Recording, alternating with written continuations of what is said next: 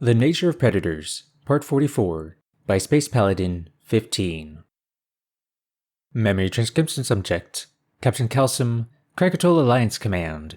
Date: Standardized Human Time, October 9, 2136. As soon as we departed Krakatoa space, it became evident that the humans had been tracking our movements. The Predators were lurking in the shadows along our starry route. 2 ambushes were sprung on the fleet during the first day of travel. The Primates knew that we were coming, and that was enough to unsettle the crew. But the humans were afraid, from what I could tell. Their attack seemed devoted to stalling and chipping away at our resources. Larger Terran ships had FTL disruptors on their hulls, which could be deployed as soon as we came within range. They would dart in for a missile run while we were dazed, then vanish just as quickly. Why do they flee after a single strike? These techniques seem too cowardly to be born of Predators. Nonetheless, I adjusted personnel rotations so that our vessel was combat ready at all times.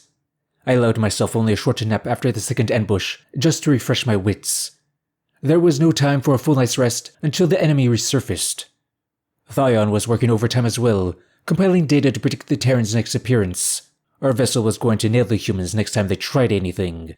If their attempts at disrupting our operations were this lousy, they must lack confidence in their combat abilities. This locale seems like the likeliest spot for an ambush. The EM radiation from the system's pulsar makes our sensors and targeting wonky, the first officer said. Though perhaps I'm mistaken. It would affect their targeting too. My feathers ruffled with disquiet. I suspect humans' reliance on targeting is less than ours. They have a backup system in their brains. Should we advise the fleet to reroute? If I'm correct on Terran whereabouts, there's less than a minute before they activate the disruptors. Let's not do anything hasty, Thyon. Their ships cannot pace us, so we'll just be pushing this off to a later date. We face these Predator pests here, on our terms. The Farsul officer swallowed nervously and studied his readout. I couldn't blame the big-eared guy for feeling discomfort about engaging the humans blind. Our instinctual fear wasn't conducive to off-the-cuff maneuvers and precise calculations under stress. Krakatoa could muster aggression, sure, but that desperation wasn't controlled. But Jala wasn't bogged down by chemicals. If I placed her behind the weapon station, she could recalibrate our artillery on a dime. We didn't have to worry about fear alienating her senses. There was a reason I twisted the brass's wing not to lock her up in an asylum like they wanted to. It was in our best interest to use people like her against the Predators. I cleared my throat. Jala, assume control of weapons, switch to manual override, and hit the first ship you see with whatever you like. The female Krakatoa shoved a younger officer out of her way and pecked the buttons with giddiness. She didn't need to be told twice. It was rare to see anyone else so thrilled to carry out orders, especially when those involved being flung into combat. My second command wouldn't miss the clues if they were shoved in his face. Captain, answer me honestly, Thyon whispered. Does Jala have Predator disease? I lowered my voice. That terminology is ignorant. Predators do feel fear. Jala is an asset that I have under control. She knows I'm the only thing stopping her from being thrown in a deep dark hole. I don't believe for a second that Predators feel anything, but she has more in common with them either way. How can you trust her not to side with them? Even people with her condition don't side with people who want to eat them. I've heard that has a way of shortening your lifespan. You don't say. The Farsul transferred the projected enemy coordinates onto the sensor grid. By his estimates, the humans were camped within a gas giant's ring. It seemed a suitable position to lie in wait. The planet's gravitational field added further disturbance to sensor readings, and the icy ring particles were indistinguishable from a quiet vessel. That's actually some solid analytics from Thyon. I suppose unfortunately the guy the Federation saddled me with is halfway intelligent. The first officer also noted the maximum range of an FTL disruptor. It stood to reason that the humans would wait until the bulk of the fleet was within the pulse's umbrella. I highlighted the blast zone circumference on my screen, using their approximate location. Now, it was a matter of forging ahead and waiting. Navigations. As soon as we hit the edge of that red circle, disengage warp, I squawked. If we time this right, The humans will think we're stunned. Just as they show themselves, we'll be ready to fire. Thyon blinked in surprise. Bold plan. If we're off by a few seconds, we'll get dazed alongside everyone else. And if we drop in too early, the humans will know we're onto them. Of course, we don't know they're here for sure. We could be chasing ghosts. But I'm trusting your work. Thank you, sir. Shouldn't we tip off the fleet, though? Negative. The Predators may have breached our comms. Other friendly vessels may have come to similar conclusions, but our role as a Krakatoa flagship was to seize the initiative. Defeating a Predator necessitated brashness. I don't think even the meticulous humans accounted for us turning the tables.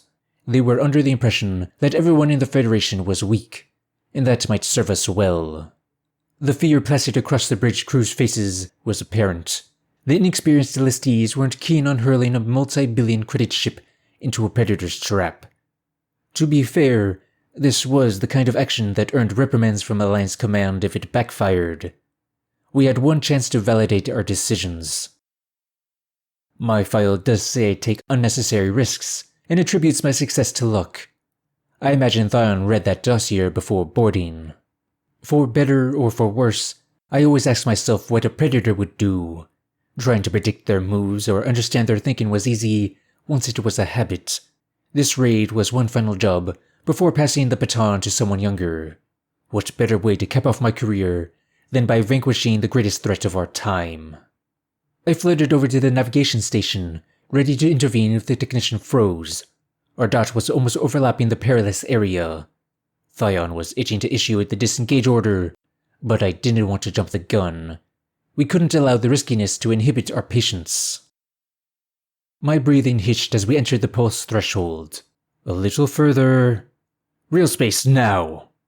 A head-on view of the gas giant materialized on the viewport. The dull orange mass, surrounded by a glistening ring, was a sight to behold.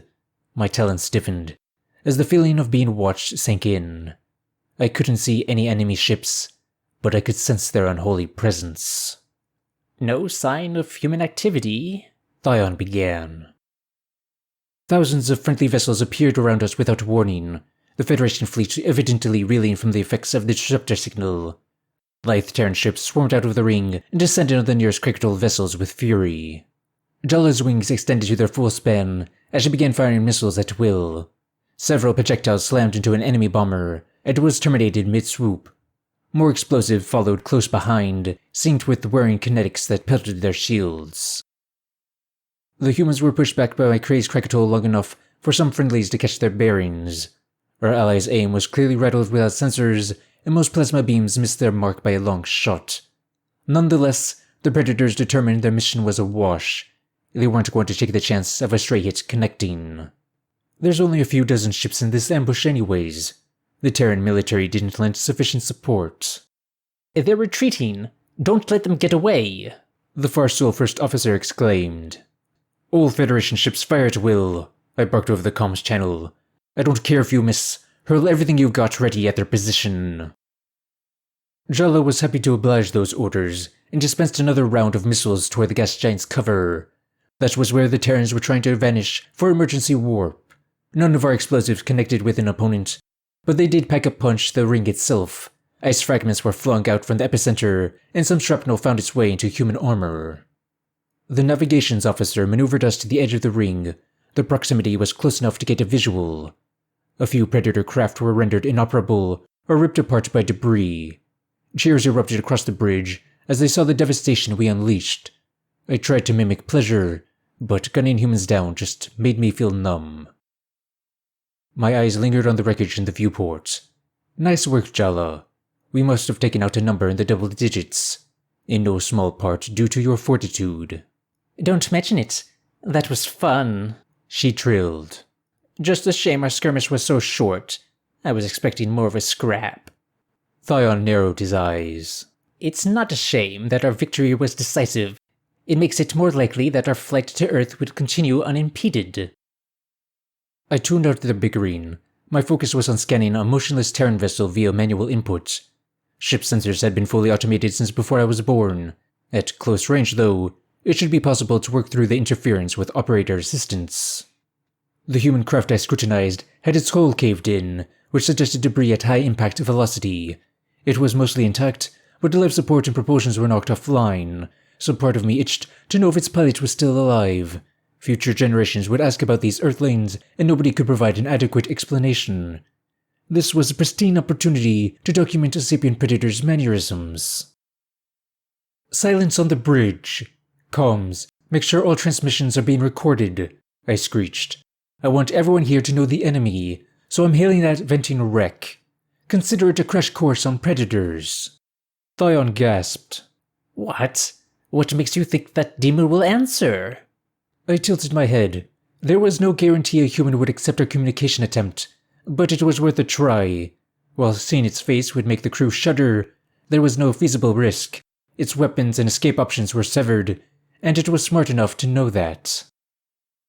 The outbound hail was sent with a swipe of my talons against the protests of the crew.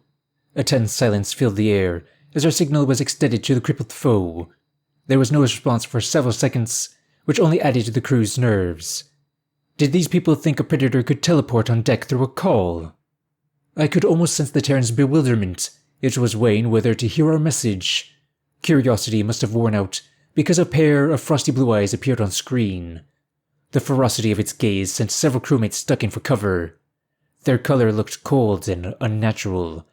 The beast had lacerations across its forehead and was dabbing it with a towel to keep the blood out of its vision. It's wounded. Maybe it's not thinking straight, so we can pry some intel from it. I couldn't say that looking at it didn't give me the creeps, even after decades of dealing with predators. This creature was more intelligent than anything I eliminated in the wild. There were only a few clumps of hair across its face, which made it look alien and bare. What do you want? I don't need your mockery, birds. It gurgled. I resisted the urge to avert my gaze, and instead tried to make neutral observations. Beneath that petrifying visage, there were signs that the creature was rattled. The slightest furrow of its brow suggested fear, and the way its jaw tightened indicated pain. It realized its death was imminent. That knowledge overshadowed its last moments. I raised a wing in a non-committal gesture. Nobody's mocking you. I just want to talk. You've got to be shitting me. It leaned closer to the camera, close enough to make out the veins in its eyes. What makes you think I want to talk to you? Enlighten me. A hunch. I figured a pack predator wouldn't want to die alone. If I'm wrong on that, you can end this transmission now. Thayon was staring at me like I'd grown a third wing, while Jala was observing the exchange with amusement. I had my reasons for fielding this call in the public eye. The crew needed to see affirmation of my theories, after the skeptical reception observed. It would be a critical lapse in understanding to presume they share the Arxer solitary behavioral patterns. The human bared its teeth and shook its head in disbelief. It placed its chin on its hands, then refocused those horrific eyes on the camera. Frost spiraled from its plump lips, which suggested the cabin temperature was frigid. With only a stringy flaxen mane, I didn't imagine it would last without environmental regulation for long. You never answered my question. The beast sighed. What is it you want? I want to rescue you from that icebox. Surrender yourself to our custody peacefully, and I'll see that you survive. You can ensure that your culture is remembered. Thanks, but no thanks. How fucking stupid do you think I am? Death is better than what you lot do to human prisoners. You have my word that I'll hold you in fair conditions. You don't want to die. I can see your fear. The predator blinked slowly and hugged its arms together to conserve warmth. It wasn't ready to give up key information now, but if I managed its needs, it might start spilling intelligence. Self-preservation was a driving force in every sapient being. The human detached a small cutout from its dashboard and turned it toward the camera. The image was of 3 snarling young predators, with the pilot crouched beside them. Another adult primate had an arm around the offspring and was flashing pearly white fangs. They looked vicious, but happy. That's my family. I'm afraid, but not of my death. It growled. I'm afraid that you're going to kill everyone I love. The only thing that will please you is my whole species purged from existence. And I don't know if even that will quench your hatred. Please, stop this." The transmission cut out abruptly, and I pushed down the lump of pity in my throat. There was the confirmation that humans cared for each other. I hoped that inspired a bit more sympathy from my comrades. The Krakatoa government shouldn't hide humanity's redeeming attributes. It was enough to establish them as a major valid threat. The truth matters, I thought to myself. We're not going to strip that away on my ship to make ourselves feel better. The Predator only has a few hours before its atmosphere is used up. Orders, sir? Jala asked in an emotionless voice. I lowered my gaze. Terminate it. A quick death, Jala. The human refused my offer, and we can't leave it to be rescued by its brethren. The female Krakatoa rolled her eyes, but deployed a missile into the drive column. I watched as the wreckage went up in flame. It was merciful to grant the beast a swift end, rather than condemning it to suffocate in that freezing tomb. Still, its death didn't bring out any positive emotions. Some of the crew seemed moved by its elimination as well, which meant my strategy was a success. Thion's nostrils flared with exasperation. What were you thinking, Captain? What would you have done if he accepted your offer? I would have stuck it in the brig, like I said, I answered. And no, Zarin wouldn't have gotten within 100 paces of it. We could contain a single, wounded predator. And it was useful. Useful? What did you gain from that little chat? Watch your tone, XO. This is my ship. Now you all know the enemy as I do. You can come to terms with the real reasons for this mission. The First Officer gritted his teeth. Thion was disturbed by my generous view of predators, but he knew protesting on the bridge was out of line. Perhaps he needed to believe falsehoods to maintain his conviction. All doubts needed to be sorted out before we reached Earth. Assuming the Terran ambushes were resolved, the fleet's next engagement would pummel everything humanity had into oblivion. When we reached our destination, I hoped my crew would be ready to do what was necessary.